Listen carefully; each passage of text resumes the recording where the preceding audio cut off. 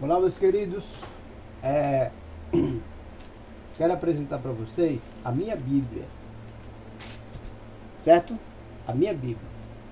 A minha Bíblia é a Bíblia que eu mais amo, é minha Bíblia de estimação, que eu comprei ela. Tem 20 anos que eu comprei essa Bíblia, mandei por capa de couro nela. Logo quando eu me converti, há uns 3 anos ou 4 depois que eu me converti, eu comprei essa Bíblia, né? Meu pastor era o pastor Amós. Eu congregava na igreja de Jardim Maria Helena, em Diadema, certo? Na Assembleia de Deus do Madureira, né? Hoje chama-se Adebrais, no campo do Taboão. Ministério Madureira aqui, ó. Pastor Amós, 10 de janeiro de 2004, certo? Eu me converti em 2001, então de 3 a 4 anos. E essa Bíblia, eu adicionei alguns conteúdos, né? Fui colando, né? Tirando conteúdos de livros, tirando xerocos, né? Como o calendário de Israel, né? O nome dos 12 apóstolos, distância de lugares, certo? Você quer saber qual é a distância da Babilônia para a cidade de Jerusalém? Aí tá aqui, ó, 1408 quilômetros, certo? Tem tudo isso aqui, mas foi eu que adicionei, certo? Eu que coloquei, certo? Eu que coloquei tudo isso. Fui tirando xerocos e colocando para os meus estudos. Isso aqui é uma cronologia bíblica, certo? Olha assim, olha que Bíblia. Bíblia de Estudo Plenitude. Essa é a Bíblia, certo? Que eu utilizo há mais de 20 anos. A Bíblia de Estudo Plenitude. É uma Bíblia que eu aconselho. Por que é plenitude? Porque o assunto dela, ela não se restringe a um só tema. Ela se restringe, ela fala de todos os temas que você quiser saber. Seja escatologia, angelologia, bibliologia, antropologia, entendeu? Hamartiologia, qualquer tema, entendeu? Eclesiologia. Então todas essas doutrinas, doutrina da igreja, doutrina do pecado, doutrina dos anjos, doutrina do homem, entendeu? As escrituras sagradas, tudo isso aqui está nessa Bíblia em estudo. Sem contar que quando você... Aí no começo tem algumas dinâmicas, entendeu? Das escrituras. Por exemplo aqui, olha só essa dinâmica. Em Atos 26, né, quando você lê o texto lá, no capítulo 26, versículo 19, certo? Ele usa as características de um líder. Aí ele pega o versículo 19 e ele dá uma explicação aqui, certo? Então isso aqui são dinâmicas do reino. Outra coisa mais que tem de interessante, tem mais alguns assuntos aqui que eu não vou abordar, que são muito complexos, mas são temas interessantes, né? O conflito e o reino, a mensagem do reino, certo? Mas na frente aqui, deixa eu mostrar algo interessante aqui para vocês. Vamos lá. Preste atenção aqui.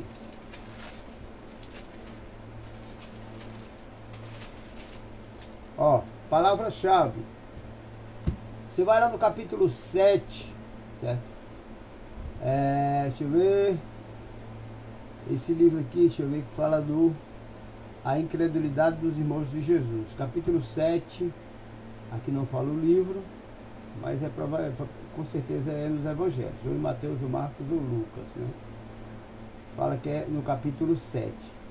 Aí ele, no capítulo 6, versículo 68, tem uma palavrinha chamada Senhor. Aí ele usa essa palavra como palavra-chave do capítulo 6. Não é do capítulo 7, tá, irmãos? Tem uma palavrinha chamada Senhor. O que é que significa Senhor em grego? É kurios, né? Originalmente um adjetivo significando autoridade ou aquele que tem poder, né? Como substantivo, a palavra designa o proprietário, né? Mestre, controlador, alguém com autoridade. Então aqui nós temos uma definição no grego da palavra-chave do texto, certo? Do texto. Enquanto no capítulo 7, o versículo de número 3, você vai lendo o texto e o texto chega aqui no capítulo 3 e ele termina da seguinte forma: também os seus discípulos, também os teus discípulos vejam as obras que fazes. Aí quando ele coloca a palavra obras, tem uma estrelinha. Aí essa estrelinha, você vai aqui na referência que fica no meio do texto, essas referências aqui, ó. Entendeu? Se tiver uma estrelinha aqui, aí tem a referência com a estrelinha aqui também. O versículo aqui e a estrelinha aqui, do mesmo versículo, entendeu? Aí a estrelinha aqui da palavra obras. Aí fala assim, ó, ver, palavra-chave, em João 9:4. Aí já é outra palavra-chave, né, falando de obras. Aí você vai lá no Evangelho de João, capítulo 9, versículo 4. João 9:4. Deixa eu ver aqui.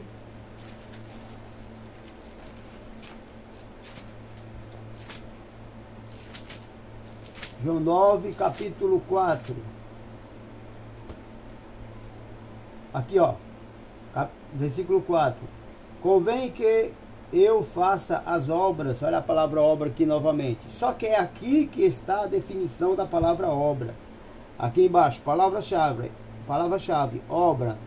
No dicionário Strong, que é um dos melhores dicionários que existe, a palavra Strong do grego é ergon, né? A palavra obras do grego é ergon. Comparar com energia, impulso, labuta, ocupação, empreendimento, ação, tarefa, realização, emprego, desempenho, trabalho, labor, curso de ação, né? Então, essa palavra-chave é muito importante porque você consegue achar ela, certo? E ter uma definição dessa palavra, certo? E se ela não, onde ela estiver, lá está indicando a estrelinha para você vir aqui e pegar o significado. Se você não quiser vir aqui, você vai aqui, ó, no começo da Bíblia, tem uma concordância, certo? Olha só, aqui, ó, de A a Z, ó, aqui, ó, de A a Z, começa aqui, ó, índice de palavras-chave. Aí a primeira palavra, abastança, aí tem do grego, quer dizer dei, Malaquias 3:10, certo? Aí se você for a palavra amigo, filos, né, que vem de filantropia, né, João 11:11, e lá está a explicação no grego, dando uma definição clara da raiz da palavra, certo? Essa Bíblia é excelente, sem contar os comentários. Por exemplo, capítulo 18, do 1 ao 18, que aqui tem um comentário. Você lê o texto, o comentário, entendeu? Dá um resumo geral de todo um contexto, certo? Do que está ocorrendo aqui, certo? Veja que tem bastantes comentários, certo? Dinâmica do reino, palavra-chave, dinâmica do reino. Essas dinâmicas dos reinos, ela fala acerca do que significa aquele texto dentro daquilo que Deus estabeleceu para a humanidade. Outra coisa também, irmãos, deixa eu arrumar aqui, que essa Bíblia tem, são as introduções. As introduções dela são muito legais.